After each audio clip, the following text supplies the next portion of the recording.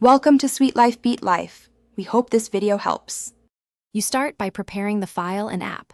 Open files or voice memos and confirm your audio is exactly how you want it.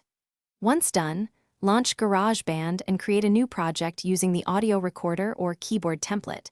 This gives you a track to import audio. Make sure to allow microphone access if prompted. You import or drag the audio into GarageBand's timeline so you can trim and position it. This first step moves you from setup straight into editing. Now focus on shaping and exporting. Trim the clip to 30 seconds or less because iPhone alarm ringtones require that limit, and fade or normalize levels so it sounds good as an alarm. Once satisfied, tap My Songs, long press the project, then share and choose ringtone. Name the ringtone clearly so you can find it quickly.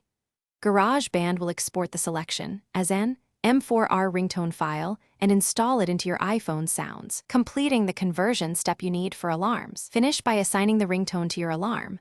Open the clock app, edit or create an alarm, tap sound, then select your newly exported ringtone under ringtones. Once set, test the alarm volume and do not disturb settings to ensure it will play.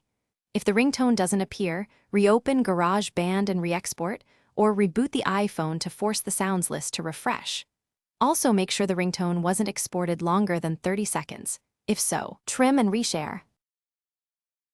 Thanks for watching. Consider subscribing if we helped you.